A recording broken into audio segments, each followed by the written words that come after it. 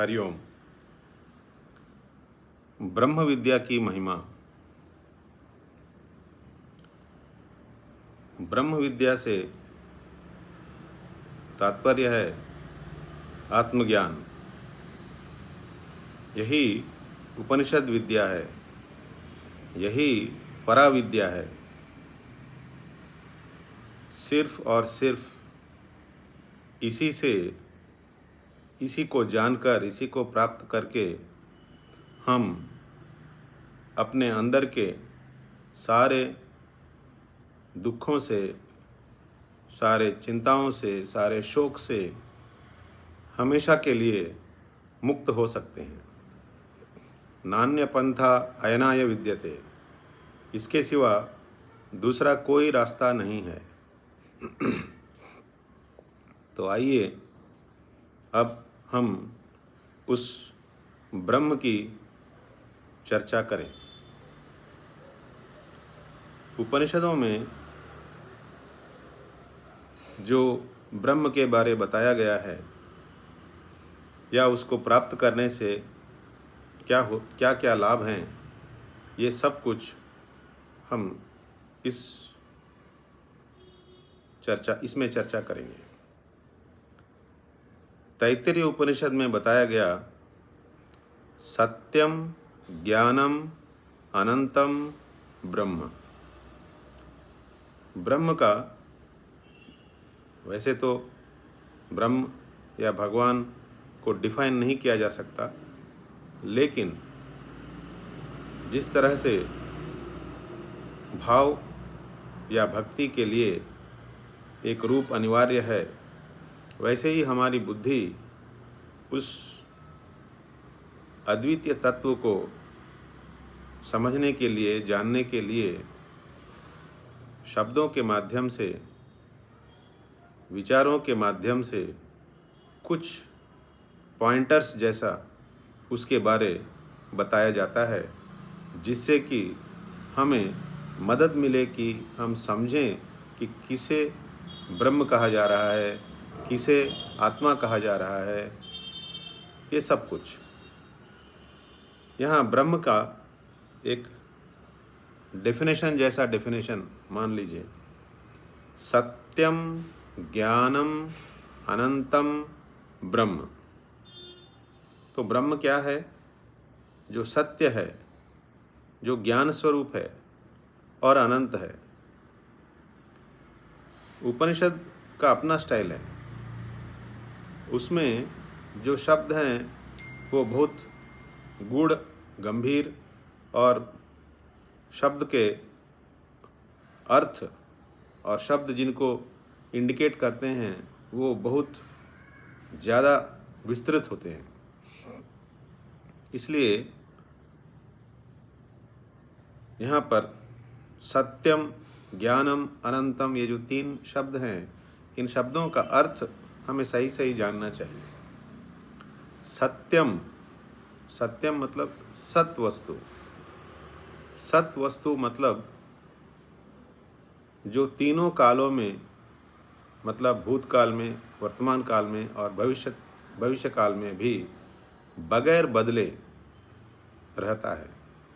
मतलब काल की दाल में जो नहीं गलता, काल का प्रभाव जिस पर नहीं रहता, जो काल से परे है, काल के प्रभाव से परे है, जो हमेशा बिना बदले रहता है, वो है सत्य वस्तु।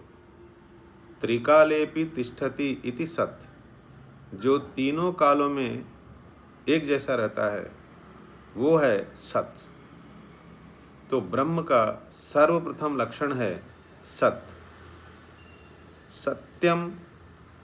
अच्छा, हमारे अनुभव में ये जड़ प्रपंच भी आती है, जड़ प्रपंच आता है, और ये जड़ प्रपंच हमेशा ही रहता है, लेकिन बदलता रहता है। इसलिए इसको हम सत्य नहीं कह सकते। ये प्रवाही नित्य है, बदलता रहता है।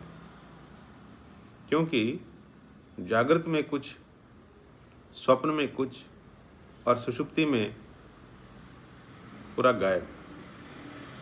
तो कभी दिखता है, कभी नहीं दिखता, और दिखते हुए समय में भी बदलता रहता है। इसलिए इस जगत को हम सत्य नहीं कहते। ये जगत का अस्तित्व तभी हमें अनुभव में आएगा जब हम इसके साथ जुड़ेंगे, जब हम अपने आप को देह और इंद्रिय और मन के फ्रेम में बैठाएंगे, तभी हमें ये जगत अनुभव में आएगा, वरना नहीं। इसलिए जगत का जो अस्तित्व है वो रिलेटिव एग्जिस्टेंस है, एब्सोल्यूट एग्जिस्टेंस नहीं है। जबकि ब्रह्म को यहाँ बताया गया सत्यम, मतलब एब्सोल्यूट एग्जिस्टेंस है और काल का उस पर कोई प्रभाव नहीं है। ये हो गया सत्यम। अब ज्ञानम, ज्ञानम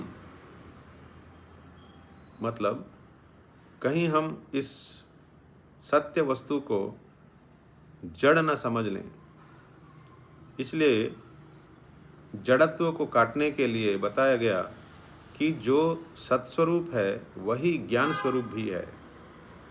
सत्यम ज्ञानम। तो ब्रह्म सत्स्वरूप है और चित स्वरूप मतलब ज्ञान स्वरूप है। तो क्या वो कोई छोटा सा टुकड़ा है? बोले नहीं, अनंतम। वो अनंत है, उसका आदि और अंत हमारी वो बुद्धिग्राह्य नहीं है। ना उसका कहीं आदि है, ना कहीं उसका मध्य है, ना कहीं उसका अंत है। तो ब्रह्म का आदि अंत नहीं, हम नहीं कॉम्प्रिहेंड कर सकते, इसलिए उसे अनंत कहा है। तो सत्यम ज्ञानम अनंतम ब्रह्म, ये तैत्तिरीय उपनिषद में बताया गया ब्रह्म के बारे में। अब बृहदारण्यक उपनिषद में बताया गया विज्ञानम आनंदम ब्रह्म। यहाँ पर विज्ञानम, विज्ञान मतलब भी ज्ञान स्वरूप ही है। अर्थात कहीं हम ज्ञान कहने पर जगत का ज्ञान या भौतिक प्रपंच का ज्ञान या कोई दूसरे वस्तु का ज्ञान न समझ लें। इसलिए विज्ञान, विशेष ज्ञान मतलब उसे सिर्फ उसी के रोशनी में जाना जा सकता है, ये उसकी महिमा है। इसलिए यहाँ पे कहा विज्ञानम आनंदम ब्रह्म, वह आनंद स्वरूप है। ब्रह्म स्वरूप से ही आनंद है। ये वेदांत हमें बार बार वेदांत अर्थात उपनिषद हमें बार बार बता रहे हैं कि ब्रह्म का स्वरूप ही आनंद है। अब इस ब्रह्म से जो भी प्रतीत होगा, जो भी निकलेगा, जो भी हमें अनुभव में आएगा, जिसके प्रति भी हम अपना लगाव लगाएंगे, हमें वहीं से आनंद मिलेगा। अब कोई बच्चा है, उसको खिलौने में आनंद आ रहा है, तो खिलौना एक जड़ वस्तु है, उसमें उसको आनंद आ रहा है। वो आनंद वास्तव में उस खिलौने में नहीं है। अगर उस खिलौने में आनंद होता तो वो खिलौना सबको बराबर आनंद देता, लेकिन देता है क्या? नहीं ना। इसका अर्थ क्या हुआ कि खिलौने में जो आनंद है वो सिर्फ और सिर्फ बच्चे की कल्पना में है। हम और आप उस खिलौने में आनंद की कल्पना नहीं कर रहे हैं, इसलिए हमें वो खिलौना उतना आनंद नहीं दे रहा जितना बच्चे को दे रहा है। उसी प्रकार अब हम जैसे जैसे बड़े होते जाते हैं, जैसे जैसे हमारी उम्र बढ़ती है, सिर्फ हमारे खिलौने बदलते हैं, लेकिन खेल वही रहता है। उसके मिलने का आनंद, उसके टूट जाने का गम, उससे दूर होने का उससे उसकी वजह से, उसके ना होने से जो परेशानी या फिर छूट जाने का, टूट जाने का, कोई चोरी कर लेने का भय, ये जो बच्चे के दिमाग में चलता है उस खिलौने को लेकर, हर एक व्यक्ति के दिमाग में वही चलता है, सिर्फ उसका खिलौना अलग रहता है। और हम सोचते हैं कि हम बड़े हो गए और ये बच्चा है। वास्तव में हम भी बच्चे ही हैं। जब तक हम ब्रह्म ज्ञान प्राप्त नहीं करते, हम भी बच्चे ही हैं। क्यों? क्योंकि हम सिर्फ खिलौने बदल रहे हैं। दुख, सुख, राग, द्वेष, भय, शोक, ये सब के सब जैसे बच्चे में है वैसे ही हर एक में है ना? है कि नहीं? देखिए, सत्यम ज्ञानम अनंतम ब्रह्म, विज्ञानम आनंदम ब्रह्म।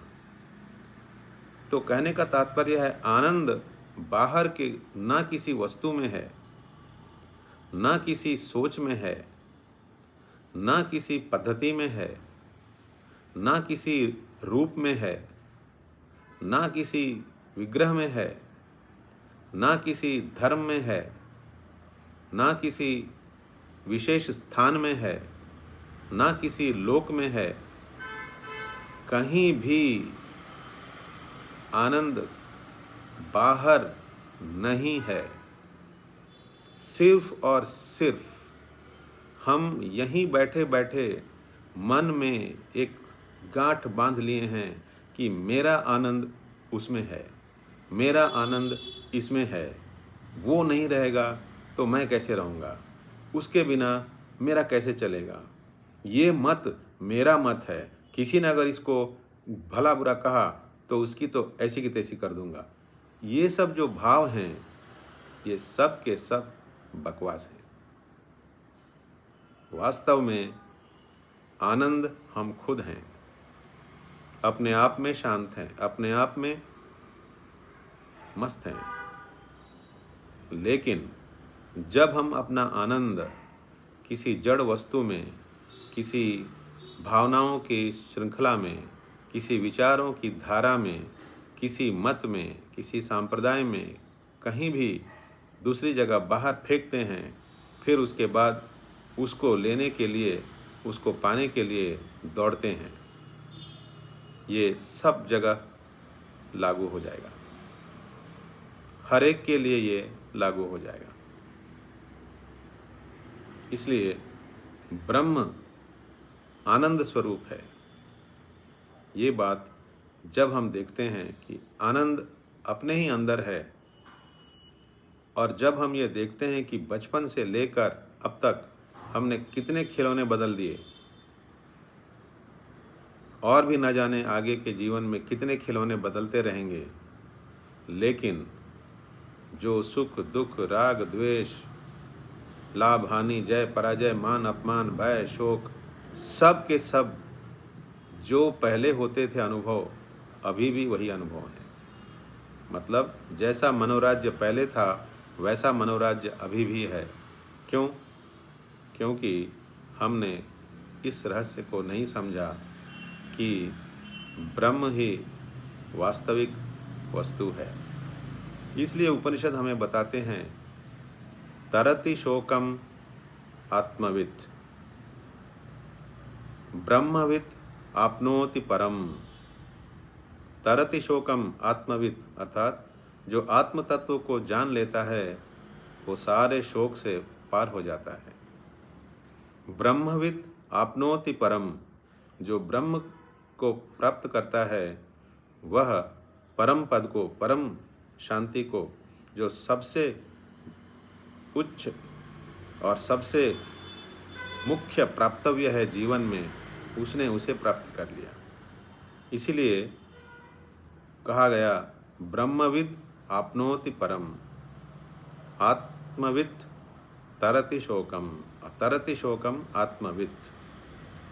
तो ब्रह्म ज्ञान की महिमा का यहाँ पर वर्णन कर रहे हैं। सत्यम ज्ञानम अनंतम ब्रह्म, विज्ञानम आनंदम ब्रह्म।